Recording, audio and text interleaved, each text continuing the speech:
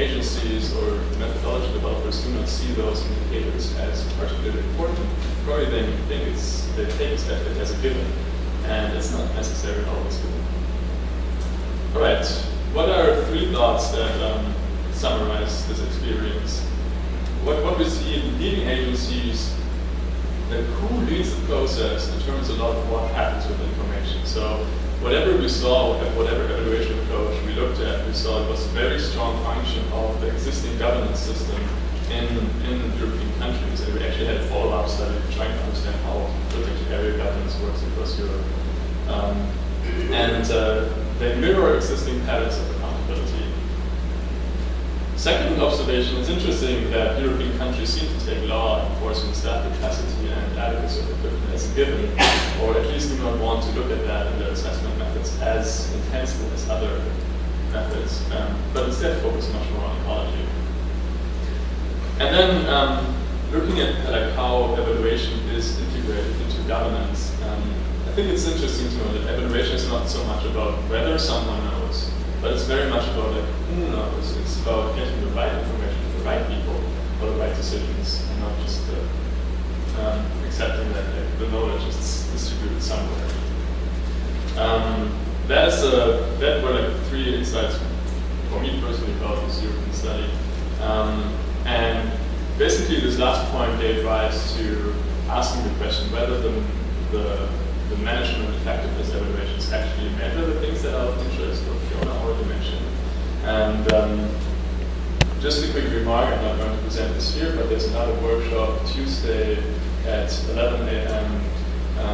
In the workshop number 789, in which I will present results on the question whether management effectiveness evaluation scorecards correlate or don't correlate with indicators of actual conservation success, of actual conservation impact. All right, that is everything from me. Okay.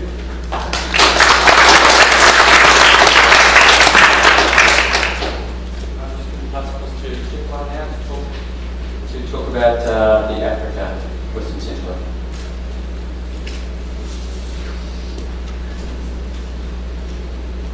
Thank you. Different context.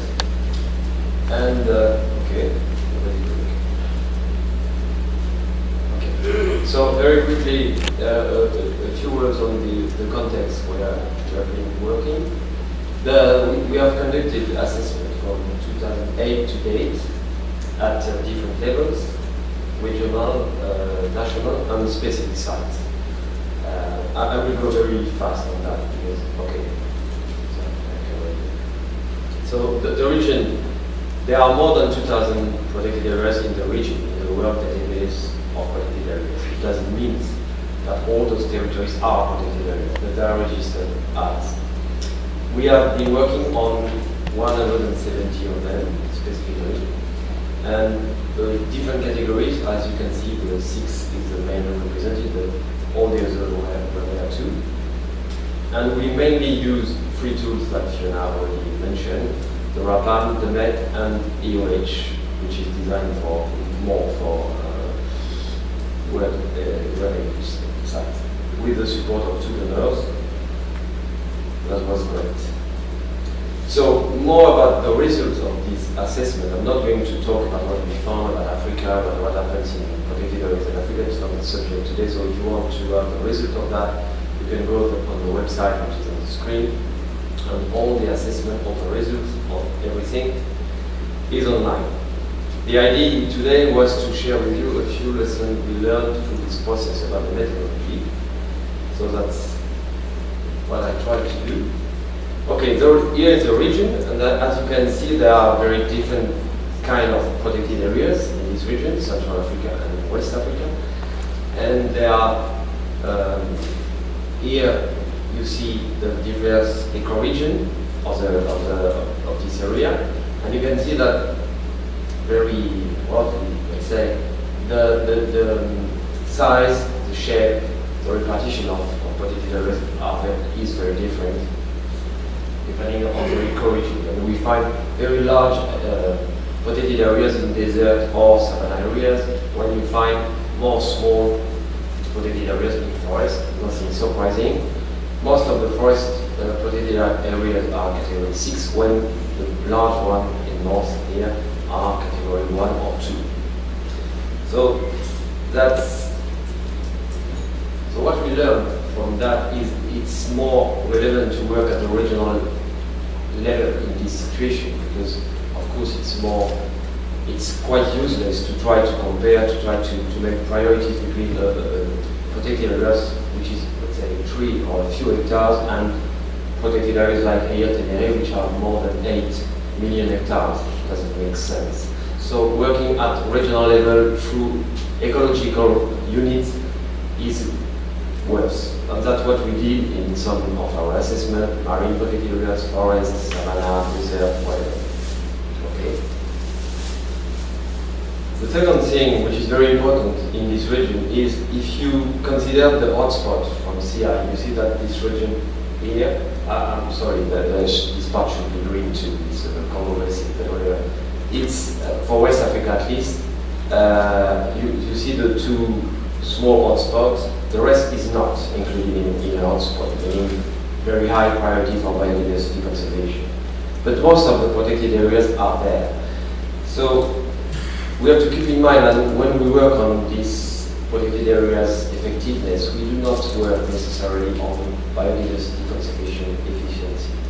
We can work on those large protected areas north or wherever in the desert, but we do not target always the priority for conservation of biodiversity as we should do. If we just want, if we did a gap analysis, we wouldn't work in most of them, because there are other priorities in the hotspot or whatever the classification we use. That's in the interest of some tools like EOH, where you take deeply into account the value of the protected areas from the beginning of the assessment. There are assessments who just focus on the management effectiveness, and others who focus on management effectiveness of what you manage.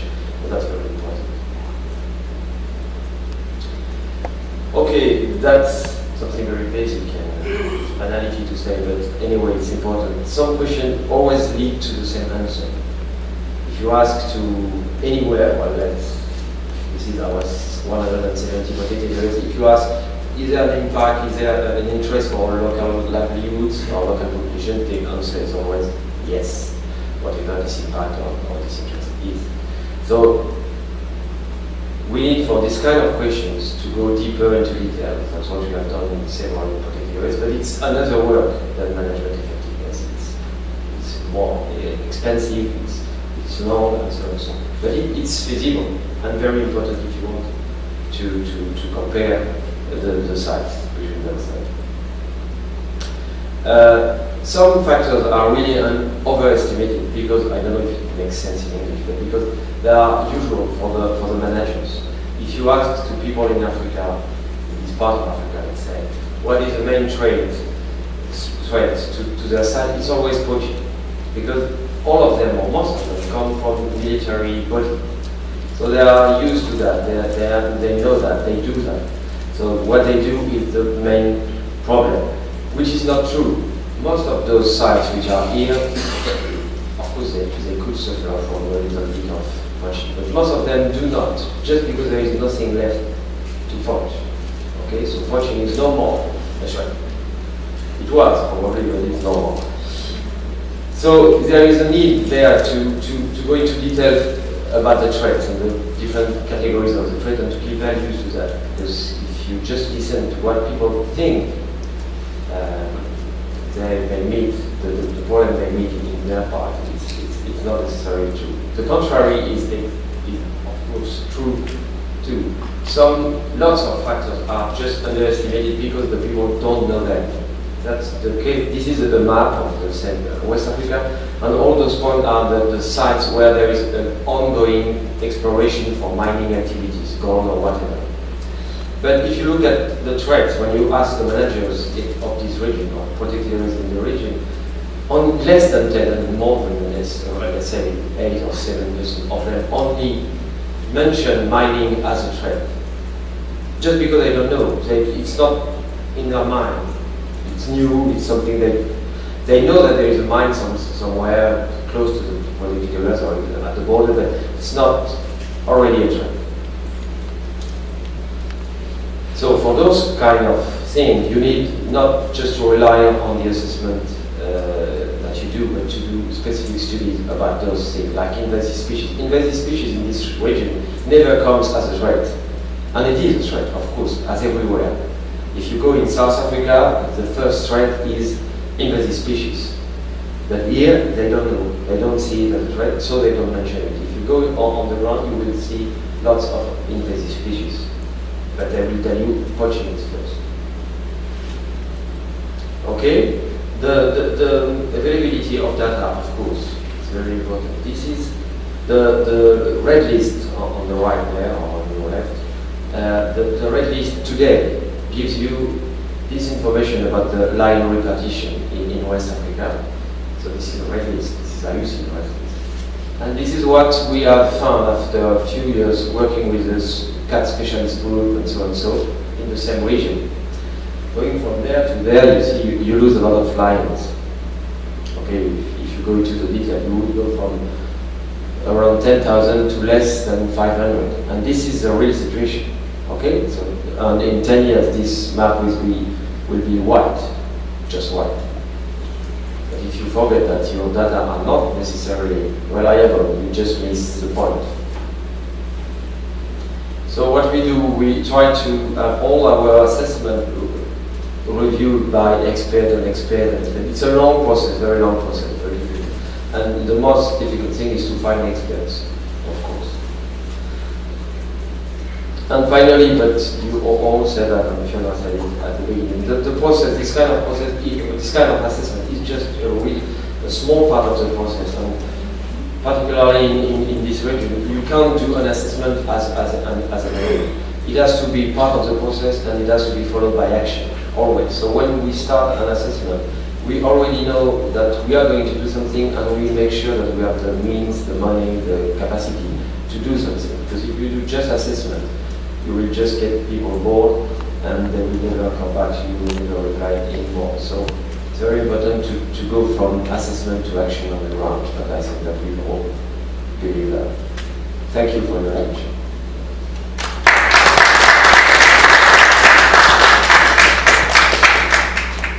Thanks, David.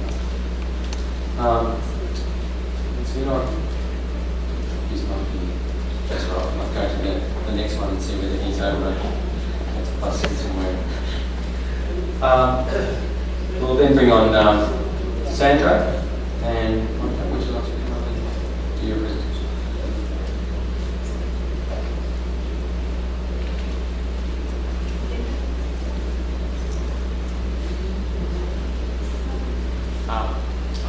We'll go on to the next one.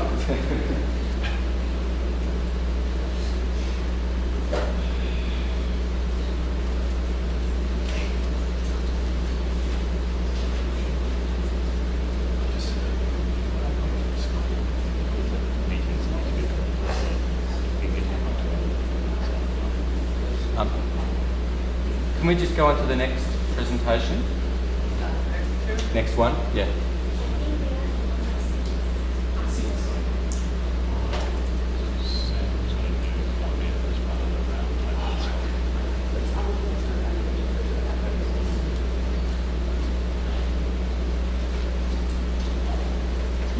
Good morning, everyone. My name is Mónica Calvo Piña. I am working with WWF Galapagos together with the Galapagos National Park. And last year we developed this exercise for the management effectiveness in the Galapagos Marine Reserve. Part of the team that we work together is here. Mark was our assessor during the process, and Sandra from WWF Colombia was our coordinator in this project. I am going to talk a little bit about the process and how it was developed in the islands, and then Sandra is going to explain a little bit more about the methodology and the results that we obtained. Then I will talk a little bit what we are doing now in the Galapagos with this exercise and the results that we had, because now we are implementing some of the recommendations that came up with this exercise. A little bit about the Galapagos Islands. The Galapagos Islands are two protected areas, big areas. The Galapagos National Park was created in 1959, and the Galapagos Marine Reserve is relatively new, was in 1998. Two sites are World Heritage sites, and the Galapagos Marine Reserve is very big. It's around 40 miles from the baseline of the islands. And the thing that is important to tell about these islands now and the management system is that we have a participatory co-management system where all the stakeholders of the islands participate for all the decisions. The main pressures that we have now is overfishing, illegal fishing, tourism, and extremely nature changes like Niño, Niña. About the phases of the process, we had some of them like the preparation. In that moment, we had a lot of meetings, especially with manager and stakeholders, to tell about the process that we are going to do and we are going to develop some workshops and training sessions with them. And then we did the formulation of the process. For the application, we developed a lot of workshops and sessions with the manager, and in the different islands, because we have different populations, we had a lot of meetings with the fishermen, with the tourist sectors, with the managers and the conservation side. Then for the analysis, we work as a core group with the Galapagos National Park, and then we obtain some of the results as a feedback that Sandra is going to explain a little bit more. After I'm going to tell you about what we are going to implement next. Good morning. I had the pleasure with Mark to work to defining the methodology for the marine reserve assessment, and we were trying to be more like comprehensive and try to understand the status of the marine reserves in terms of outputs, outcomes, planning, and results. And so I'm not expecting that you can read all the graph, but the idea is to try to really understand about the context of the marine reserves in terms of the biological aspects, in terms of the policies, the political context, and in terms of the socioeconomic drivers. And with that into consideration, we were analyzing all the inputs that they were coming for the management to try to understand the whole process of the management. And at the end, to try to have a big picture about outcomes of the reserves in terms of if the protected area was well managed in terms of ecological integrity, in terms of social and economic distribution, and in terms of the co-management, because of the importance of the co-management for the area.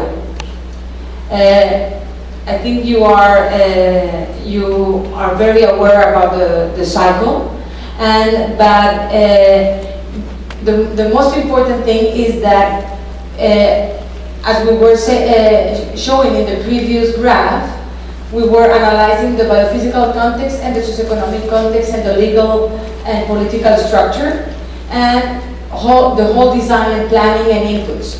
And we realized that how all the variables were interrelated, and basically, if we do the previous one, that the planning and the design and the inputs were the biggest weakness in the management of the reserves, and that they were really impeding have a better management of the reserves. And basically, the institutional structure was so weak and was not really promoting the planning, so the management plan was not considered as a guiding tool. The conservation targets were not very well defined, with less clear objectives, and the weakness of having a monitoring system and communication and good qualities of the personnel involved as part of the organizational structure, and that was part of the core of the assessment findings. And at the same time, due to the weakness of the planning system, we realized that part of another factor or core things that were not really promoting more effective management was the lack of integration between both protected areas management. It's an archipelago, as Monica was explaining, is our heritage from combining the urban areas from the island, the national park, the terrestrial national park, and the marine national park, and they were managed as different bodies. So they were overlapping in certain ways. So that combined with the deficiency in the structures were the two big, let's say, variables, that they were interlinked with each other, that they were really